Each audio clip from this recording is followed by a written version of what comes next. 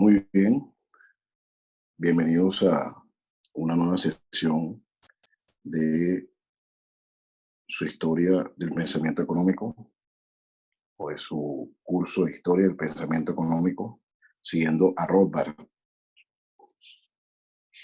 Y como podemos recordar en la sesión pasada, ya Rothbard nos presentaba a este personaje John Locke, por supuesto muy reconocido, ¿no? Famoso universalmente. eh, y nos presentaba a John Locke digamos, en el capítulo que denomina Rothbard Mercantilismo y Libertad de Inglaterra de la Guerra Civil a 1750. Eh, y nos ambientaba pues Rothbard pues en el momento, la época en que, bueno, Locke se forma, las influencias que tuvo, y además nos muestra el cambio que Locke, desde su formación inicial y luego en lo que se convierte y lo que es reconocido hoy en día, el cambio que Locke vive, ¿no? Esas dos etapas que nos presentó Rothbard en la sesión pasada. Y bueno, nos hablaba de este grupo, los niveladores, como recordarán, este grupo libertario en la Inglaterra digamos, finales de la Guerra Civil y época del protectorado de, de Cromwell, y luego pues el reinado de Carlos II. Nos presentó los niveladores, la influencia que tuvieron en Locke, el cambio de Locke gracias al conde de Shaftesbury, y bueno, todo lo demás que Rothbard nos presentó de las ideas defendidas y promovidas por John Locke. Bueno, ahora Rothbard pasa a una nueva, una nueva parte de este mismo capítulo, la segunda parte de este capítulo, que es John Locke frente a los mercantilistas e inflacionistas de su época en Inglaterra. Bueno, y comenzamos entonces la sesión del día de hoy, recordando un poco lo que ya vimos la sesión pasada.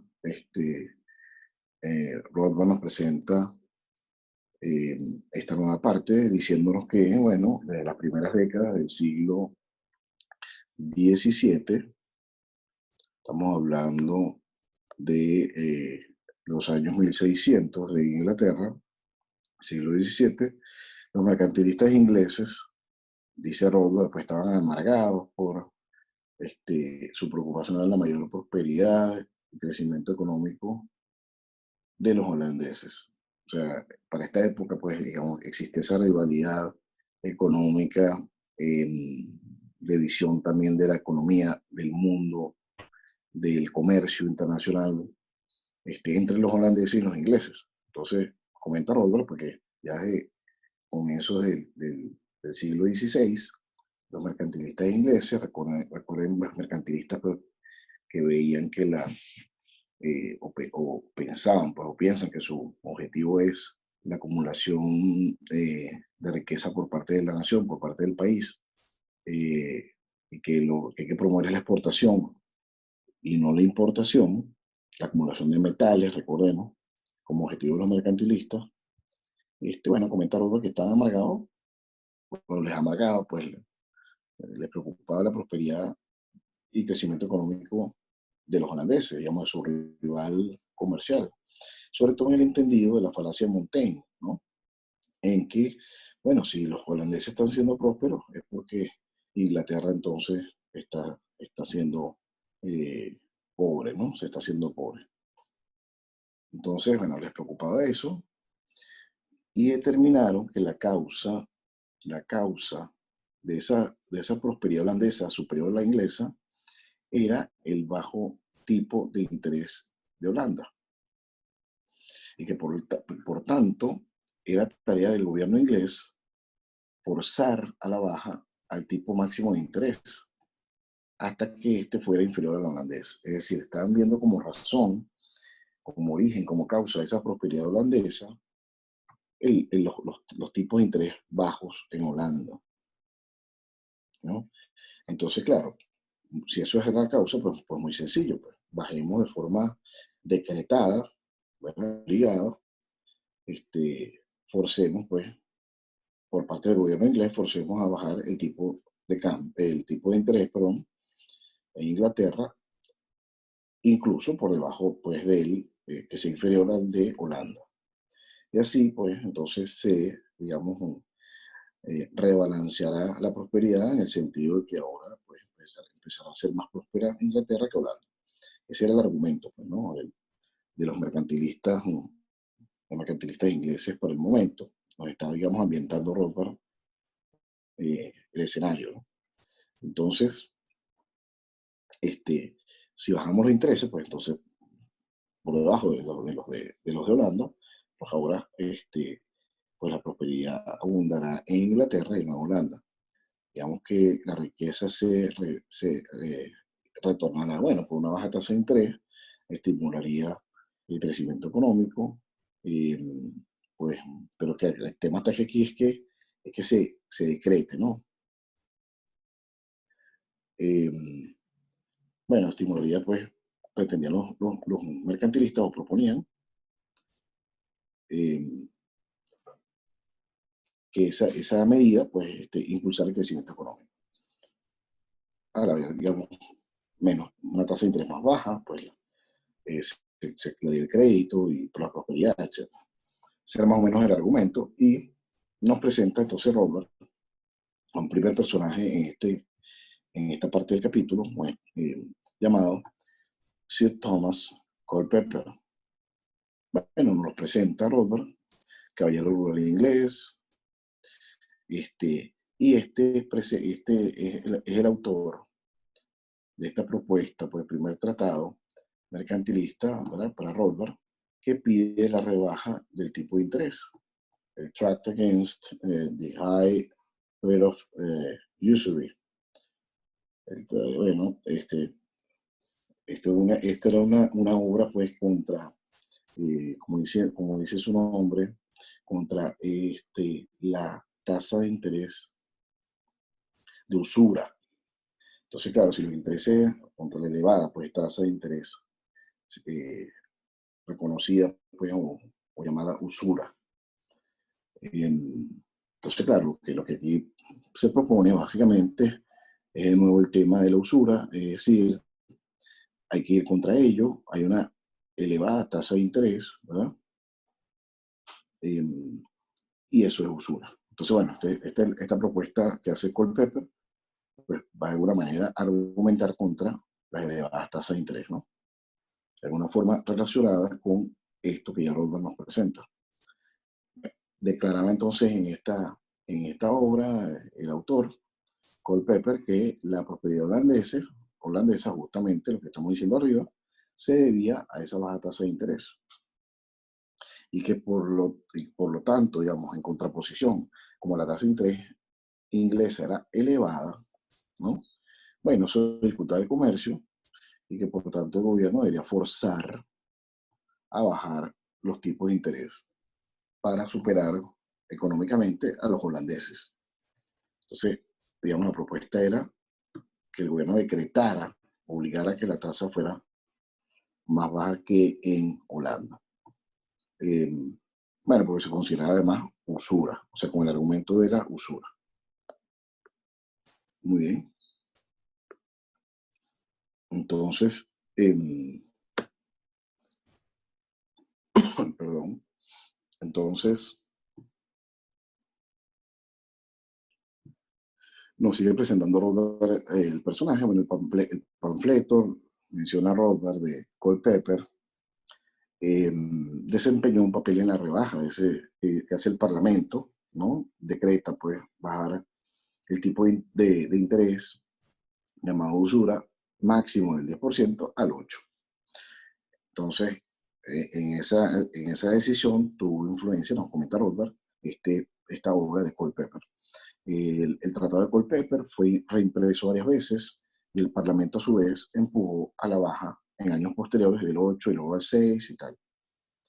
Y uno de alguna manera puede pensar en esa práctica, en esa senda en la que entran muchas veces pues, los bancos centrales, por ejemplo, yéndonos más a nuestros días, eh, los bancos centrales comienzan a bajar el tipo de interés, eh, digamos, por decreto, para impulsar, o por una decisión, pues simplemente forzan el tipo de interés a la baja con una idea pretendida de empujar el crecimiento económico, estimular la economía. Bueno, aquí vemos un ejemplo.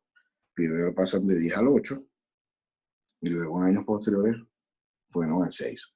Bueno, Rothbard comenta que influido por ese ambiente mercantilista, tratando de, o sea, teniendo como objetivo superar económicamente a Holanda, su, digamos, enemigo comercial, y, bueno, impulsado pues en particular por esta obra de Culpeper.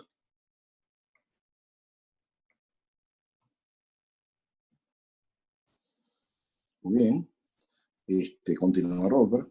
Sin embargo, comenta Rothbard, cada vez aumentaba más la resistencia, especialmente a forzar repetidamente a la baja el gobierno del tipo de interés máximo. En 1668 se acaba había más resistencia a esta práctica. En 1668 los mercantilistas intentaron conseguir su conquista más importante. Ya venían digamos, bajando los tipos de interés del 10 al 8, luego del 8 al 6, y querían entonces bajar los mercantilistas a 4%, del 6 al 4% el máximo. Lo que supuestamente para el argumento mercantilista, eso pondría los tipos de interés por debajo de los holandeses y entonces revertiría la balanza, digamos, de la prosperidad económica. Ese era el argumento. Esto estamos hablando de 1668, fíjense que estamos en esa década de los 60 de Inglaterra, digamos, durante los años del protectorado de Cromwell. ¿Ok? Entonces, nos comenta Roda, nos sigue comentando, en un segundo, ya en esta época, más o menos, estamos hablando de 1668,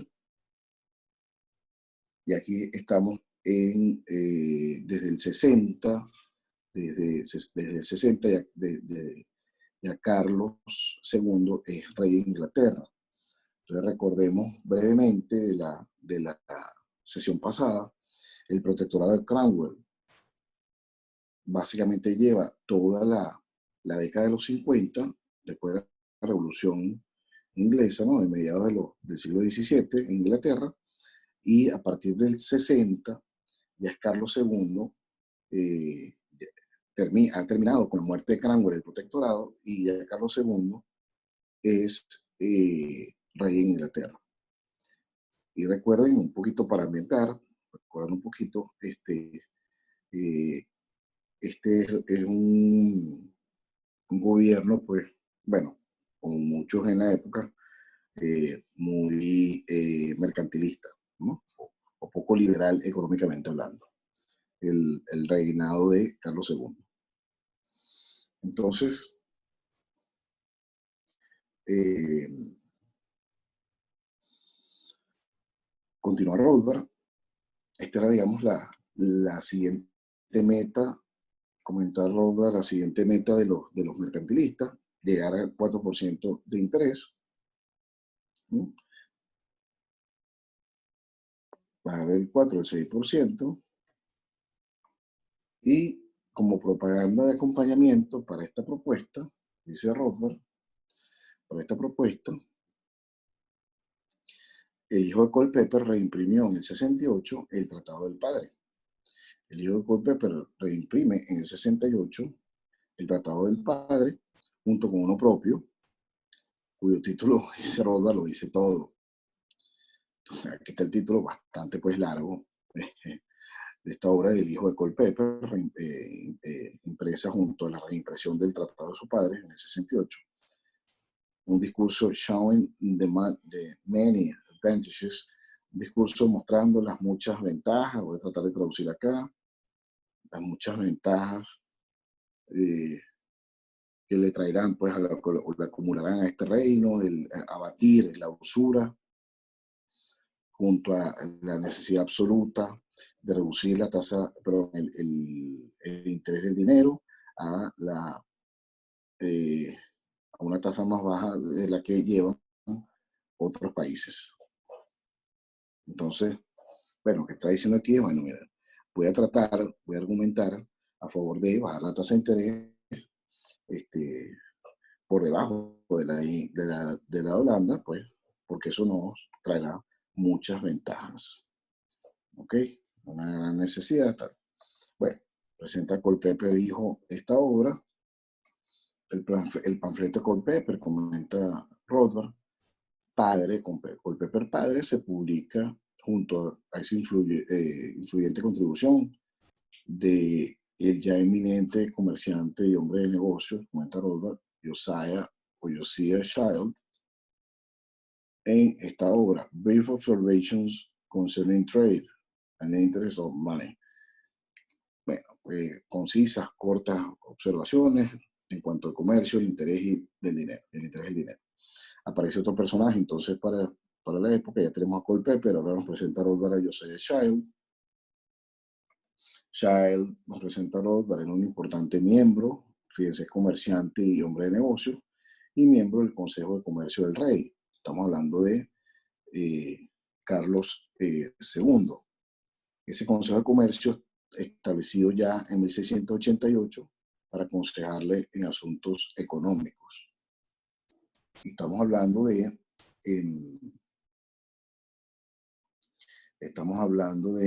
denme un segundo, si estamos hablando de 1688, ¿no? Si estamos hablando de 1688, acaba de terminar prácticamente el gobierno de Carlos II.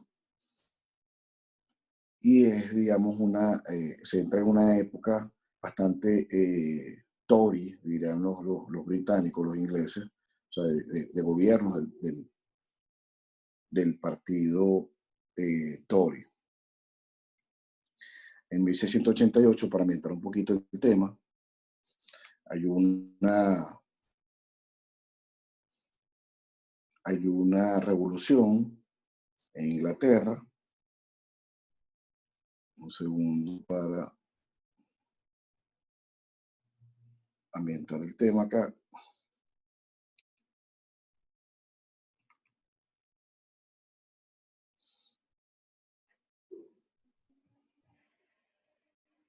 Bueno, perdón, estaba revisando aquí. Fíjense, en 1688, bueno, para inventar la época, ¿no? Inglaterra. Estamos hablando de, recordemos lo que comentamos la sesión pasada sobre el partido Whig y los Tories, que son como estas dos contrapartes, pues, de la política británica de la época. Digamos, los Whigs ya los presentamos en la sesión pasada y era como el Partido Liberal, pues, británico. Ese era el antiguo nombre. Ambos nombres, tanto Whigs como Tories, tienen un origen en su nombre, pues tienen un origen que tiene connotaciones despectivas. Pero bueno, digamos, los Whigs, los Tories son más conservadores y uno pudiera pensar, pues, que en términos económicos, pues, los Whigs son más liberales, los Tories no lo son.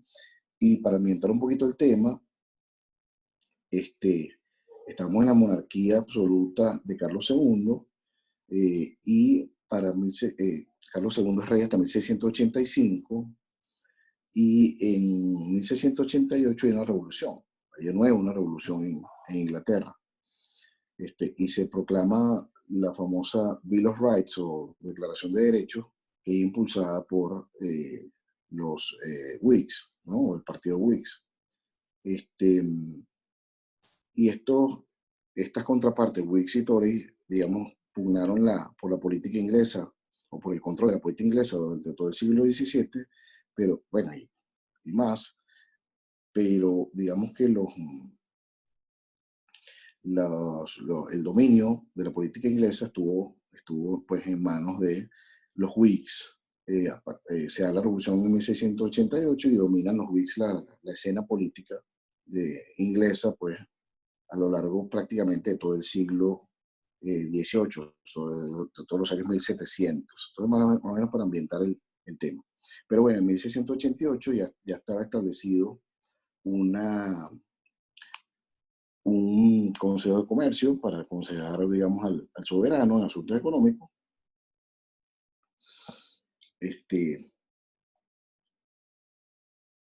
Importante también recordar que en esta época de Carlos II, que está concluyendo, ¿no? Carlos II es rey hasta 1685, como les comento, eh, año en que muere, ¿no? Hasta el momento de su muerte. En esta época estamos hablando pues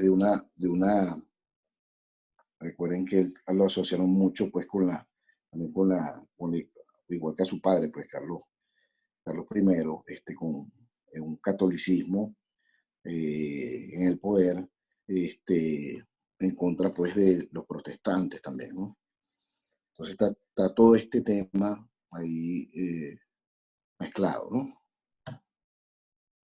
Bueno, por cierto, se considera a Shaftesbury, que el famoso influencia que tuvo, aquella famosa influencia que tuvo, mentor de Locke, que ya nos presentó Rothbard en la sesión pasada. Se dice que Shaftesbury se lo vincula mucho con el padre, pues, el fundador de los Whigs, ¿no? Muy bien, era un partido que representaba a los comerciantes. Ellos dominan la escena, como les digo, la escena política de la Inglaterra en el siglo XVIII prácticamente. Bueno, continuamos. Child, nos sigue presentando Rothbard, consideraba rebajar el tipo de interés máximo al 4%. Claro, era la propuesta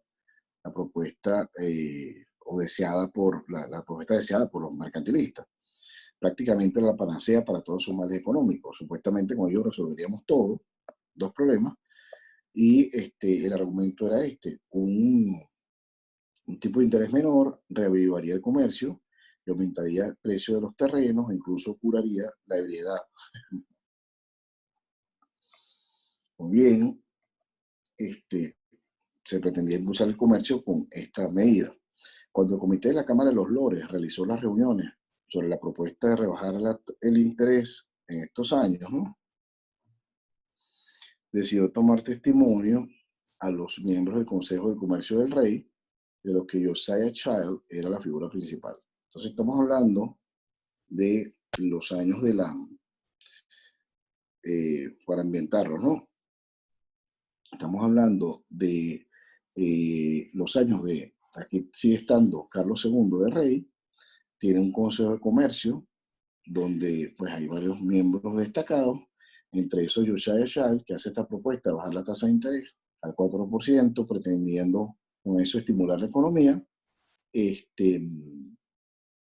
bueno, dio testimonio en algunas sesiones pues, de la Cámara de los Lores con este tema, para analizar este tema, la propuesta. Lord Ashley era otra importante figura, miembro de ese Consejo de Comercio, pero era un miembro muy diferente. Y también era miembro del Comité de los Lores. Este señor Lord Ashley era el patrón de John Locke. Era para el momento, para la época, el jefe de John Locke. Como liberal clásico, Ashley se oponía a la propuesta y le pide a Locke, fíjense que aquí viene pues el origen de una obra de John Locke. Tenemos al liberal clásico Ashley, opuesto a esta propuesta de rebajar las tasas de interés, así por decreto, y le pide, jefe de Locke, le pide a Locke que escriba su primera obra sobre asuntos económicos. O sea, aquí tenemos cómo Rothbard nos presenta el origen de esa primera obra sobre asuntos económicos de Locke. Y bueno, su influyente manuscrito, algunas consecuencias de bajar justamente, o sea, que siguen de bajar la tasa de interés al 4%. O sea, primera obra de asunto económico que escribe Locke es a solicitud de Lord Ashley, publicada en 1668, y es justamente para atacar, digamos, la propuesta mercantilista de bajar la tasa de interés al 4%.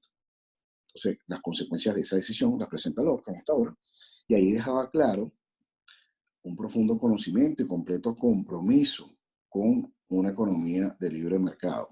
Es lo que comenta Rothbard, la deja clara en esa obra, y también deja clara su posterior estructura de la teoría de los derechos de propiedad. Recordemos la teoría lockeana de derechos de propiedad, que tiene que ver con que ese recurso natural es tuyo, o sea, si no tenía dueño, digamos, anteriormente, es tuyo porque mezclas ese recurso con tu esfuerzo, con tu trabajo, con tu creatividad, con tu genialidad, y lo haces tuyo, ¿no? Esa es más o menos la propuesta de propiedad, agregando trabajo, de John Locke, ¿no? Bueno, el ensayo era básicamente una crítica al influyente, era una crítica a esa obra influyente de Child. Bueno, primero Locke, dice Rothbard, disecciona esa retórica holística. Entonces dice, por ejemplo, que el mercader que toma prestado estará estancado, estará encantado de pagar solo un 4% de interés. Lógicamente, mientras más baja la tasa de interés, pues mejor para el que pide crédito, ¿no? Pero esa ganancia del acreedor, en ese caso, ese 4% no es una ganancia para el bien nacional o general, pues el prestamista pierde la misma cantidad. O sea, es como diciendo, mira, aquí lo que está cambiando son los recursos de manos, viendo agregados, viendo los recursos de forma agregada, o sea, viendo toda la película, viéndolo macroeconómicamente, o sea, es decir, viendo las cuentas totales, pues no, nacionales. Ahí no hay una ganancia para el bien nacional o bien general, comenta Locke, claro, porque digamos, lo que deja de pagar uno y lo beneficia, el otro deja de recibirlo y lo perjudica. Entonces, digamos, lo que están cambiando el dinero de mano, simplemente lo que está cambiando es el dinero de mano, y ya, pues. Pero en términos agregados sigue siendo el mismo. Es uno de los argumentos de Locke. Muy bien. Continúa Rothbard. Y Locke señala que esa rebaja forzada del tipo de interés sería redistributiva, lo que estamos justamente diciendo, cambiando los recursos de un bolsillo a otro, pues, cambiando de manos, el dinero cambiando de manos. Y la medida restringiría la oferta de ahorro y crédito. Claro, en la medida que la tasa de interés más baja, entonces hay menos incentivos o estímulos a prestar, ¿no? Entonces se restringe la oferta de ahorro y crédito y dejando esto en peor estado de la economía. Ese es el argumento de Locke. Será mejor, comenta Locke, si el tipo legal de interés se estableciera al tipo natural, es decir, libre mercado. O sea, lo que está aquí proponiendo Locke es la no intervención del gobierno en ese precio, que en este caso es la tasa de interés, sino que lo dejara que el mercado pues lo decidiera. Pues. Si hay el precio que el libre mercado decidiera el precio que deben tener esos recursos, ¿no? Para el crédito. Entonces, que la presente escasez de fondos hace natural. Es decir, si hay escasez de fondos, pues para Locke es natural que el tipo de interés, ante una demanda determinada, el tipo de interés suba, y si hay exceso de fondos, pues pueden ser la escasez relativa, como cualquier bien. Si hay escasez de fondos, entonces, bueno, la tasa de interés bajará. Pero si hay escasez de fondos, perdón, la tasa de interés subirá. Si hay exceso, ¿verdad? De fondos para una demanda determinada, la tasa de interés bajará. Entonces, claro, lo que quiere aquí decir Locke es, bueno, es el argumento que, bueno, si la tasa de interés les parece que está alta en este momento, es porque para la demanda, pues, es natural que esté esa tasa, porque hay entonces escasez de fondos actualmente y hace natural a esa tasa elevada. Ok, entonces claro, si la fuerza a bajar, eso restringiría la oferta de ahorro y crédito, es el argumento de Locke. Es decir, nadie prestaría o estaría dispuesto a prestar menos, habría menos estímulo a prestar o a ofrecer fondos pues, en préstamo o a alguien a ahorrar, porque la tasa de interés es baja, pero no lo es naturalmente. Es lo que aquí argumenta Locke. Entonces, si hay escasez de recursos pues, para prestar, pues la tasa de interés naturalmente es alta. Habría que esperar entonces que hubiese exceso de recursos o abundancia de recursos para que entonces la tasa de interés bajara. En resumen, comenta Rothbard, el mejor tipo de interés es el de libre mercado. Comenta Rothbard sobre esta obra de Locke. La propuesta de Locke era, bueno, el mejor interés, o el justo, puede decir uno, es el del libre mercado, como el tipo natural de interés. ¿Y quién lo establece? Las obras del hombre libre bajo la ley natural. Es decir, determinado por oferta y demanda de préstamos de dinero. Aquí el bien es el dinero, o el préstamo del bien es la mercancía, y ese tipo de cambio lo establecerá naturalmente la oferta y la demanda en un momento determinado. Ese es el argumento. Bueno, continúa Rothbard. La Cámara de los Lores, nos cuenta Rothbard, finalmente acabó con la propuesta del 4% en 1669. ¿Ok? 3 años después, Lord Ashley, este jefe de Locke, se convirtió en canciller del Tesoro como conde de Shaftesbury, y al año siguiente, recuerden el famoso conde de Shaftesbury que ya Rothbard nos presentaba la sesión pasada y que era jefe pues y mentor de Locke, y al año siguiente Locke se convirtió en secretario del Consejo de Comercio y Plantaciones, influyente pues en Locke, el conde de Shaftesbury, y reemplazaba al antiguo Consejo de Comercio. Hay un nuevo Consejo de Comercio y Plantaciones que reemplaza ese antiguo Consejo de Comercio donde pues, se presentaron estas propuestas o de donde salieron, emanaron estas propuestas mercantilistas, y bueno, es reemplazado por este nuevo consejo, donde está pues subsecretario Locke, que trabaja con Lord Ashley, ahora canciller del Tesoro.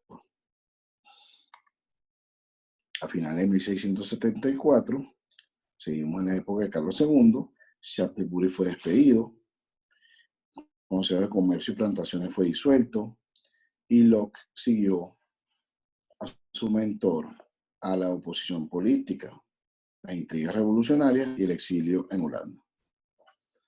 Esta época fue muy, digamos, convulsa, ¿no? Convulsionada en Inglaterra, políticamente hablando. Bueno, Shaftesbury lo despiden y Locke termina en el exilio en Holanda y haciendo oposición política. Muy bien. Con la expulsión de los Estuardos y la revolución que les comentaba hace unos minutos, en 1688 hubo una nueva revolución, hasta 1685, como les comenté, Carlos II fue hasta su muerte, fue rey, se expulsan los Estuardos. Recuerden que Carlos I y Carlos II eran de la dinastía Estuardo, más vinculada al catolicismo, ¿verdad? Que al protestantismo, aunque digamos no que fueran muy católicos, estrictamente hablando, ¿no? John Locke volvió a Londres al expulsar a los Estuardos, digamos, uno pudiera decir que políticamente vence la oposición, comienza, digamos, como les comentaba hace unos minutos, comienza la era de dominio de la política inglesa por parte de los Whigs, se da el Bill of Rights, etc. Locke vuelve a Londres, retornando triunfal en el mismo barco que la reina María. Locke volvió a Inglaterra para encontrar a la vieja compañía de las Indias Orientales, volvió a Inglaterra y consigue esta famosa compañía de las Indias Orientales que ya Rothbard nos ha presentado en capítulos anteriores hablando del mercantilismo en Inglaterra, no recurriendo a sus viejos trucos mercantilistas. Inglaterra sufría tiempos financieros difíciles, nos comenta Rodberg. Carlos II había arruinado el crédito público, suspensión de pagos, es decir, bueno, préstame dinero, no te puedo pagar, o sea, crédito público, o sea, el gobierno financiándose, y la gente de las Indias Orientales, esta compañía, había presentado una nueva propuesta. En 1690, 2 años después de la Revolución de 1688, bueno, proponen rebajar de nuevo obligatoriamente, o sea, forzadamente, al 4% de interés las tasas. De nuevo la propuesta, ya Locke ha retornado a Inglaterra. Al mismo tiempo, Josiah Child, de nuevo, había vuelto a divulgar el discurso acerca del comercio en 1690. En un discurso acerca del comercio, vuelve a divulgar su panfleto, comenta Rothbard, un libro anónimo reimpreso 3 años después como un nuevo discurso del comercio con el nombre de Child en la portada. Entonces, bueno, Josiah Child, digamos que vuelve con sus propuestas en 1690, en este discurso acerca del comercio.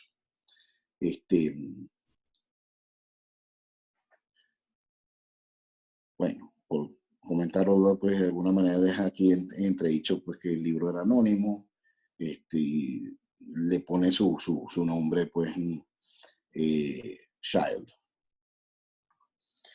Fue el New Discourse, esta obra de Child, fue el que causaría esa excesiva impresión en los pensadores del siglo XVIII. O sea, ahora viene el siglo XVIII inglés, en los años 1700, y comenta Rodora pues, que esta obra de Child, bueno, tendría un excesivo impacto en los pensadores del siglo XVIII inglés.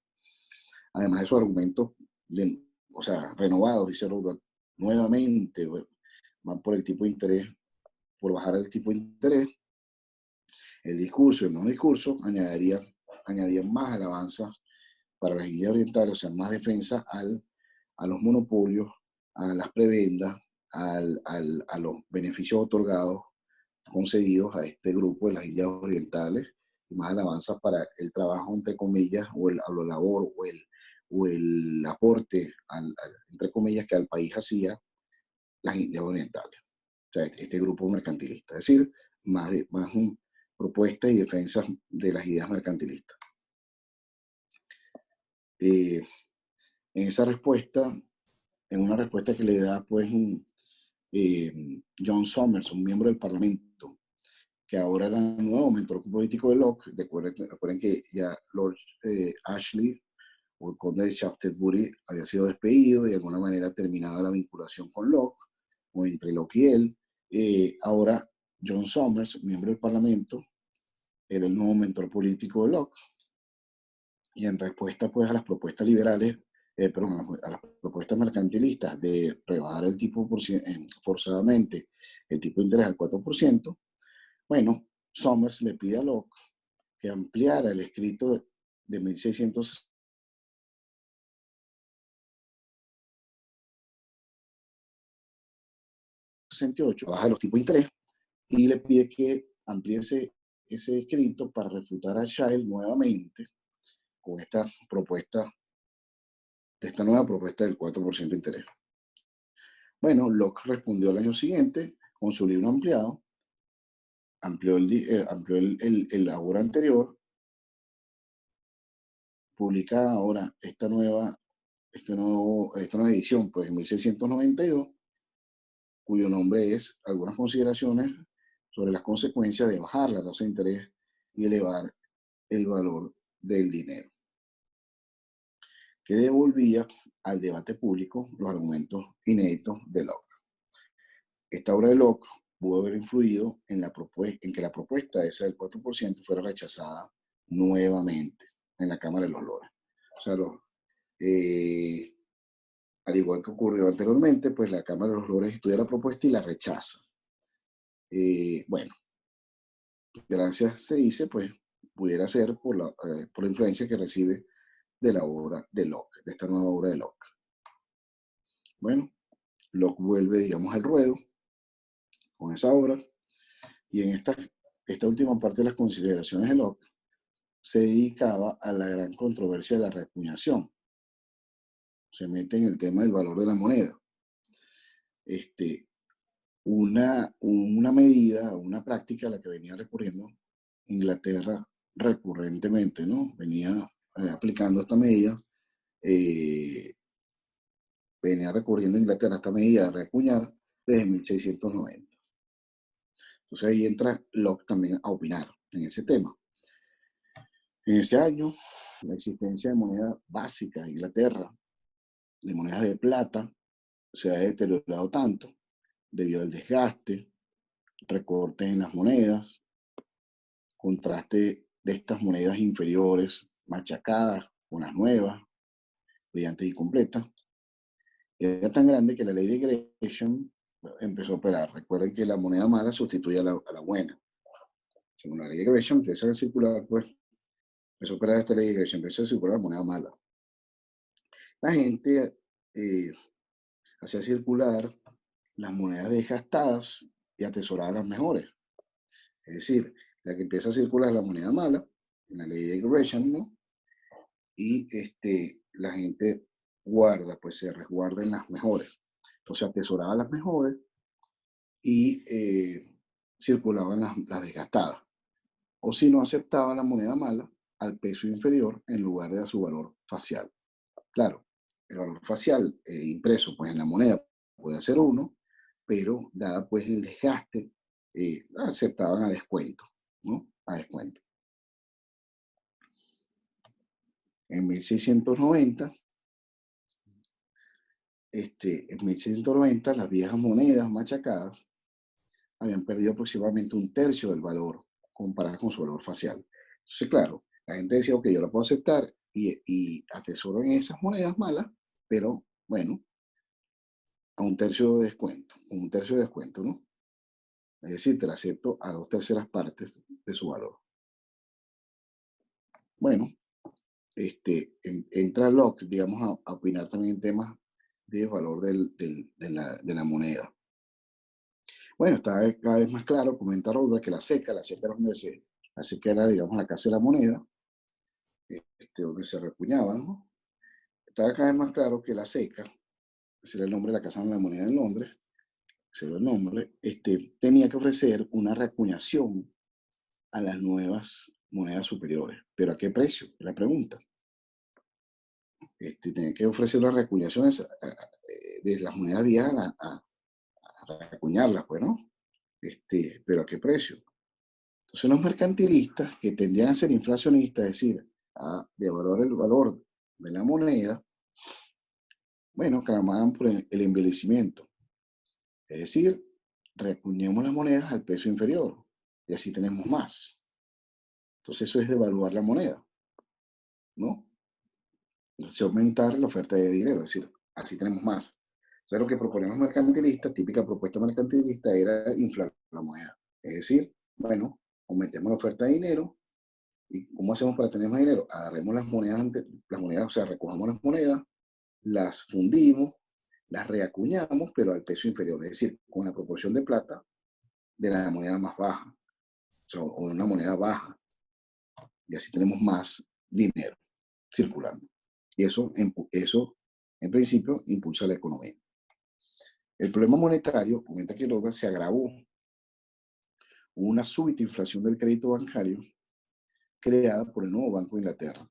Recuerden que ya en 1692, si no me equivoco, en esta época, esta década de los 90, del siglo, finales del siglo XVII, se crea el Banco de Inglaterra, ¿no? 1694, pero ya en 1690, 1692 venía digamos, con más impulso, estas propuestas pues, de evaluacionistas, o estas propuestas inflacionistas, pues venían como con más vigor, ¿no? Con más potencia, influyendo en la política económica inglesa. Entonces, bueno, por supuesto las consecuencias fue una súbita inflación del crédito bancario y esta inflación o aumento en la oferta de dinero la crea este nuevo Banco de Inglaterra, que es fundado en el 1694. Aumenta la oferta monetaria y financia el déficit del gobierno. O sea, si revisamos la historia del Banco de Inglaterra, como sucede pues con, yo en algún momento les recomendé la obra de Bear Smith sobre la banca central sobre la banca central y la banca libre. Bueno, en la historia que ella repasa de la banca central, pues no solamente presenta el Banco de Inglaterra, sino el Banco de Francia, la Reserva Federal, el Banco de Alemania. Vemos más o menos que todas las historias, cómo nacen los bancos centrales, pues son muy parecidas.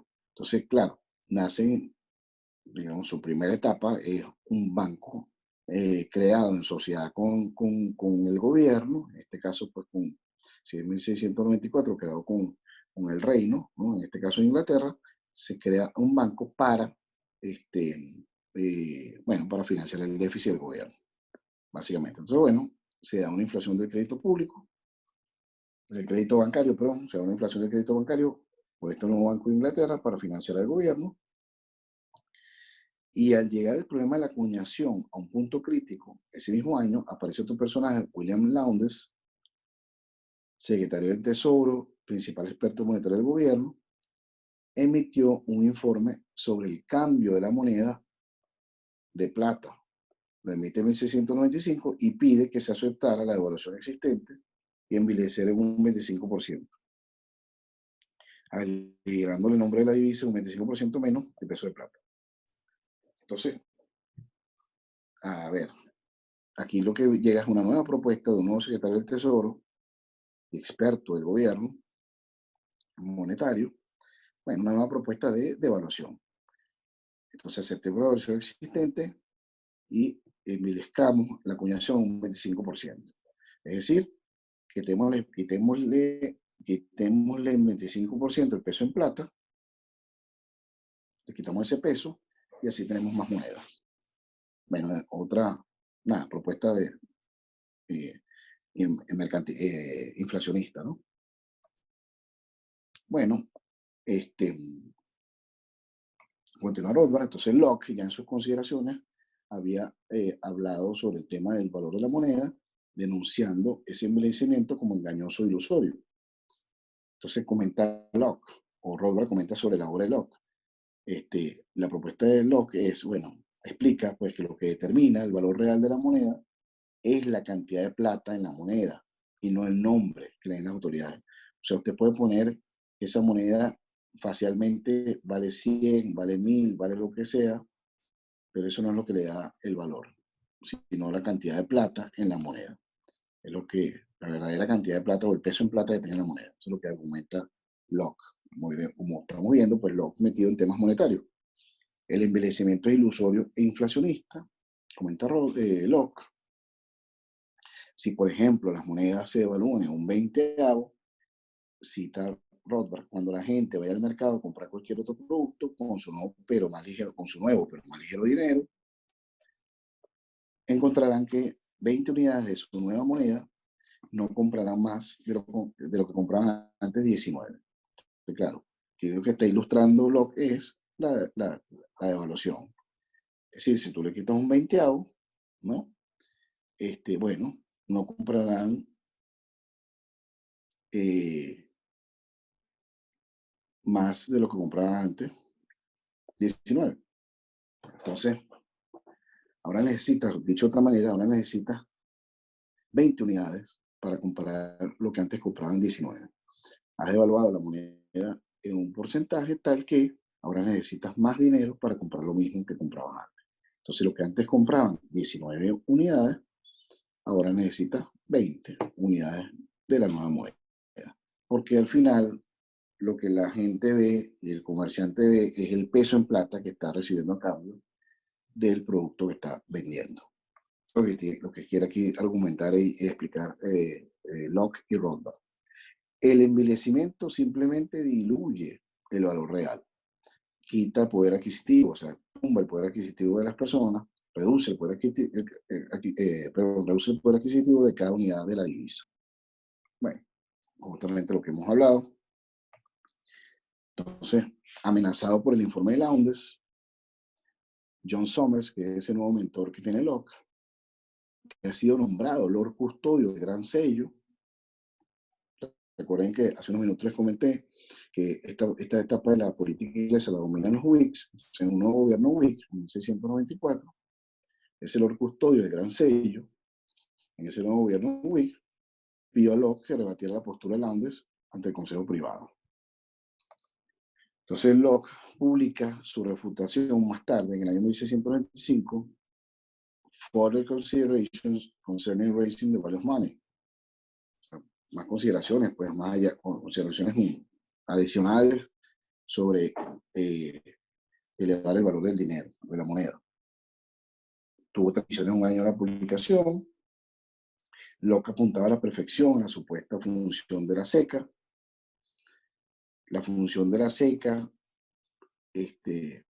apuntada aquí por Locke, era mantener la moneda como simplemente una definición o estándar de peso de la plata. Es decir, mantener el valor de la moneda. Era la función de la seca. Comenta aquí Locke. Cualquier devaluación, cualquier cambio de estándar sería tan arbitrario, fraudulento e injusto como el cambio del gobierno de la definición de un pie o una yarda. Aquí lo que quería decir Locke es que eso debe ser tan intocable como, bueno, cuánto mide una yarda, o sea, la definición de pie o de yarda o de metros, ¿no? Y eso debe ser, digamos, estable, porque eso es un estándar que la gente, digamos, utiliza y tal, y no lo podemos estar moviendo, como para que todos manejemos los mismos términos. Yo consideraba que de igual forma había que hacerse la moneda. Si eso tiene una definición de peso, de plata y estándar, así tiene que mantenerse. Bueno, Locke decía dramáticamente, cita Rothbard, uno puede tan racionalmente pretender alargar el pie dividiéndolo en 15 partes en lugar de en 12 y llamar las pulgadas. Entonces, lo que está diciendo Locke como ejemplo es, bueno, mira, es como si yo quisiera modificar que 100 centímetros es un metro, ¿no? Entonces, no, ahora yo voy a decir que no, 100 centímetros no es un metro, sino que un metro ahora son, no sé, 120 centímetros, más o menos, ¿no?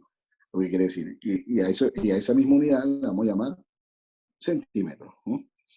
Bueno, entonces, pero aquí lo claro, en el sistema, pues, inglés, el sistema estándar, pues, usado digamos, para la época, para la región, etcétera.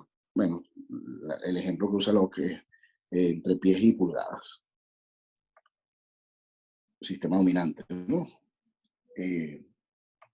Bueno, además, el gobierno, el supuesto garante de los contratos, estaría incumpliendo el contrato. Entonces, claro, lo que dice allí es que hacer eso, o sea, devaluar la moneda, es el incumplimiento de un contrato. Y se supone que el gobierno es el garante de que los contratos se cumplan. Entonces, él mismo está incumpliendo un contrato, un acuerdo. Entonces, comenta Locke, la razón por la que no debería cambiarse ese estándar de la moneda es esta. Porque precisamente la autoridad pública es garantía de la realización de todos los contratos legales. Pero los hombres están absueltos de realizar sus contratos legales si se altera la cantidad de plata bajo las denominaciones establecidas y legales. Aquel terrateniente y el acreedor son ambos defraudados en el 20% si se devalúa la moneda un 20% de los que contrataron y es su derecho. Es decir, de alguna manera es, mira, yo te estoy diciendo a ti, estoy acordando contigo que me pagues, ¿verdad? El contrato contigo es que me pagues, no sé, 100 unidades de la moneda, ¿no? Por este servicio, por este acuerdo, etc. Nuestro acuerdo es que me pagues 100 unidades de la moneda determinada. Y si ahora resulta que el gobierno devalúa la moneda, ¿verdad? Y tú me sigues pagando 100 unidades, bueno, o sea, 100 unidades en valor facial, lo que está diciendo aquí Locke es que al devaluarse la moneda, bueno, en un 20%, pues entonces estás incumpliendo el contrato en un 20%. Me estás defraudando en un 20%. Porque aunque me sigues dando de forma nominal las mismas 100 unidades, realmente valen menos. Entonces necesitarías darme, digamos, para redondear, 120 unidades para poder entonces yo tener el mismo poder adquisitivo. Es decir, aquí vemos a Locke, bueno, explicando muy bien las consecuencias de la devaluación de la moneda, del envilecimiento de la moneda, que es la inflación. Nos presenta Rothbard a otro personaje de la época, Nicholas Barbon, hijo del fanático predicador anabaptista, londinense, comerciante de pieles y miembro del Parlamento, Praise God Barbon, a menos que Jesucristo haya muerto por ustedes, ustedes han sido condenados. Bueno,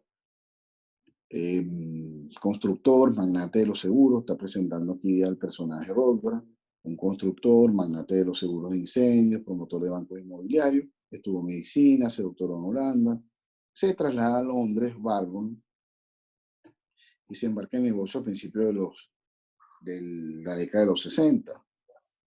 En esta época sigue estando, la década de los 60, recuerden que ya está Carlos II, de rey, opositor a Locke, Barbon, tanto en la acuñación como en el interés. O sea, nos va a presentar aquí Rothbard a un mercantilista e inflacionista. Nicholas Barbon, en el mismo año del discurso, o sea, en el mismo año en que Josiah Child presenta el discurso sobre el comercio, Barbon acaba de ser elegido al Parlamento y publicó una obra de título similar. Recuerden que Child ya proponía bajar al 4% de interés la tasa, y Barbon entonces publica un discurso similar en ese mismo año, llamado Discurso sobre el Comercio, ¿verdad? Fíjense, el nombre es parecido. Discurso del Comercio, 1690, de nuevo, dedicado a defender la propuesta del interés al 4%. O sea, más o menos los mismos argumentos de Child y propuesta. Deudor y promotor, por supuesto a Barbon le hubiera gustado bajar los costos de sus intereses. Claro, aquí Rothbard está diciendo, bueno, tiene sentido que tú propongas eso, pues te conviene. Es decir, tú eres constructor, te financias, por supuesto, entonces te conviene, ¿no? Deudor y promotor inmobiliario, te conviene, bueno, te conviene que bajen las tasas de interés para que tus costos y gastos sean más bajos, ¿no? Tus gastos sean más bajos. Bueno, pues tú, por tu trabajo, pues por tus negocios, pues siempre estás solicitando crédito y te conviene, por supuesto, los intereses más bajos. Aquí lo que está mostrando Rothbard es, bueno, que tiene total sentido la propuesta para que Barbon la haga. En 1696, Barbon ataca la Foreign Consideration de Locke sobre la acuñación, argumenta Barbon contra la visión del dinero de Locke como producto o metalista, es decir, dinero mercancía, ¿no? Barbon pide la devaluación de la plata, o sea, aquí Barbon, fíjense, Barbon es devaluacionista, pide la devaluación de la plata, secunda, apoya, ¿verdad?, esa visión nominalista y estatista de que el dinero no es un producto del mercado, sino lo que el gobierno dice que es. O sea, el dinero no es producto del mercado, sino que el gobierno es el que indica qué es dinero y su valor, ¿no? Contrario a Locke, que vea pues el dinero pues como producto. El gobierno entonces indica, es el que dice qué es lo que es el dinero, o lo que es dinero. Barbon escribía, cita Rothbard, el dinero y no la plata es el instrumento y medida del gobierno, es el instrumento del comercio para la autoridad del gobierno donde se acuña. Bueno, nada, pues, tiene sentido para Barbon, pues, este comentario, para la idea de Barbon. No es la plata, pues, sino el dinero. Instrumento del comercio para la autoridad del gobierno donde se acuña. Ok, por fortuna, dice Rothbard, triunfó la opinión de Locke y se decide y se lleva a cabo la acuñación en 1696 siguiendo la línea de Locke. Es decir, se preserva la integridad del peso de la denominación de la plata en la moneda.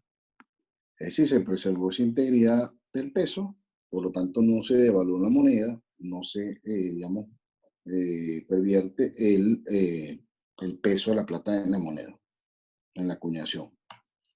En el mismo año, en 1696, Locke se convirtió en comisario predominante del Consejo de Comercio, nuevamente constituido. O sea, vuelve Locke al poder.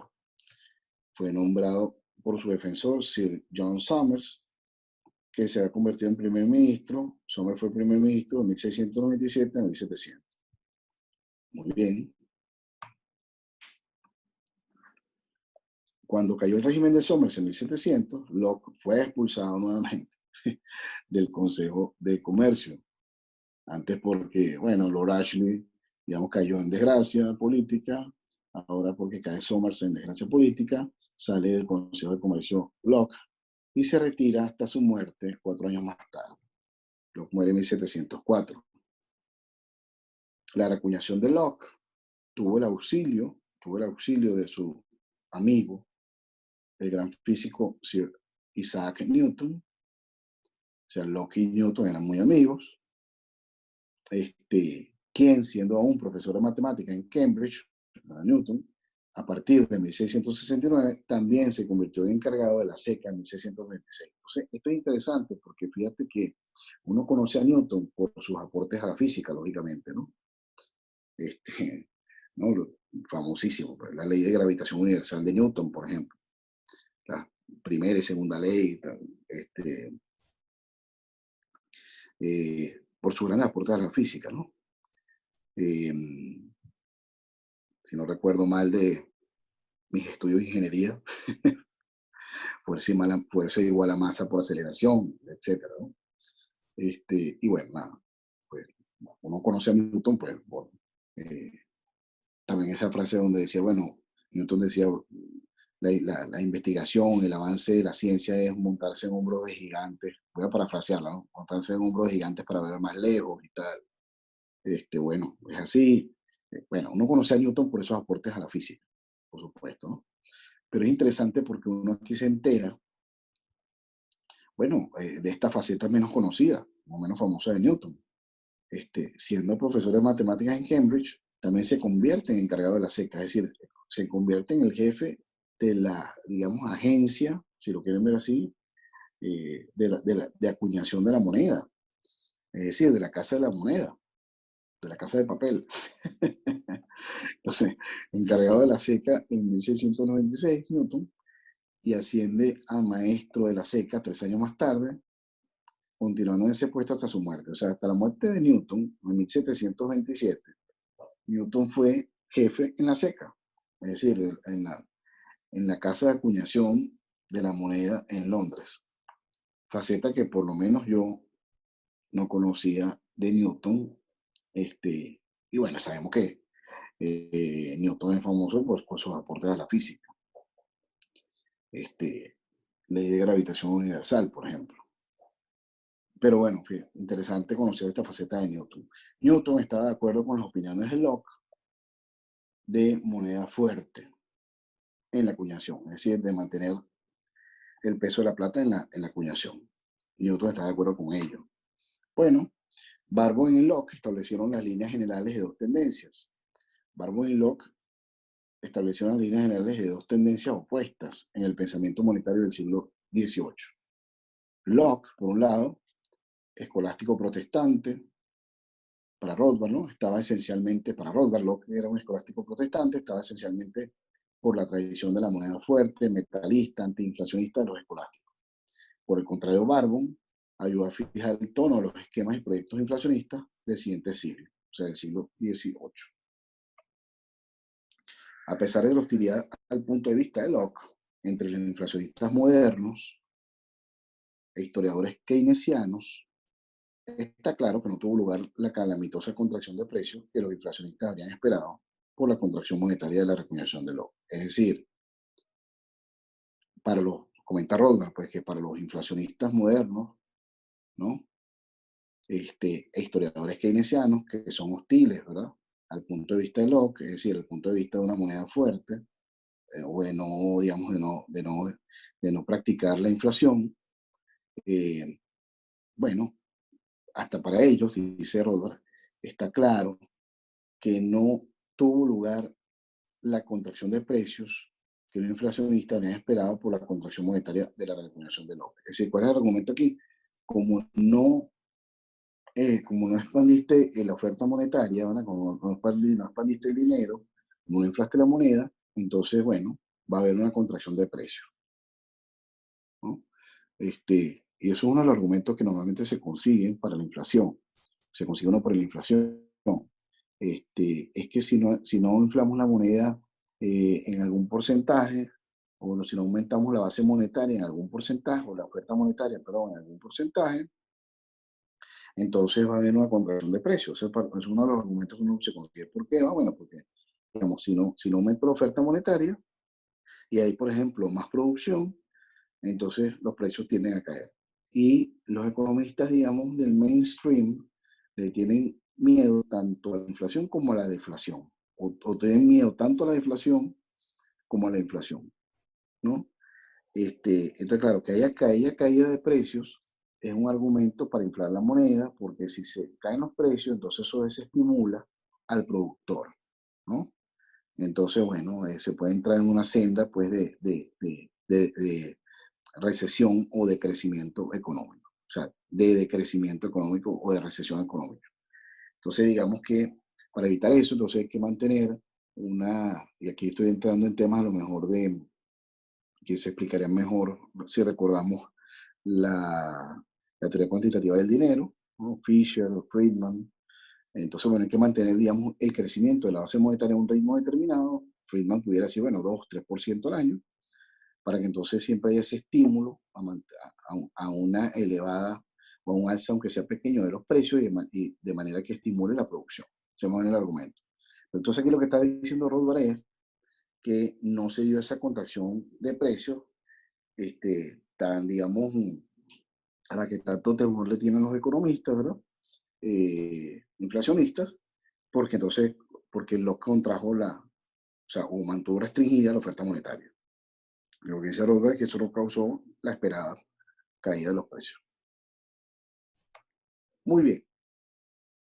Y con esto termina esta sección, esta última parte del capítulo en el que Rothbard pues, le dedica a la inflación o al mercantilismo en Inglaterra de la revolución de mediados del siglo XVII hasta 1750. Es decir, más o menos un siglo le dedica a Rothbard en este capítulo, donde el protagonista es John Locke, como hemos visto, y los niveladores en una primera parte, y la influencia sobre Locke, sus ideas, su cambio de mentalidad o de propuesta, y luego Locke en contra de las propuestas mercantilistas de finales del siglo XVI y primera parte del siglo perdón, de finales del siglo XVII y primera parte del siglo XVIII.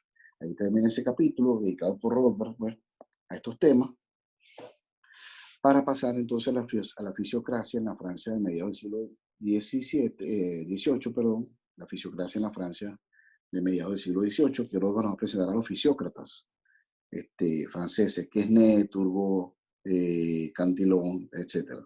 Y vamos a ver sus propuestas, digamos, como reacción a sus propuestas pues más tendientes, más pro laissez-faire, y propuestas más, digamos, como reacción al mercantilismo de la época.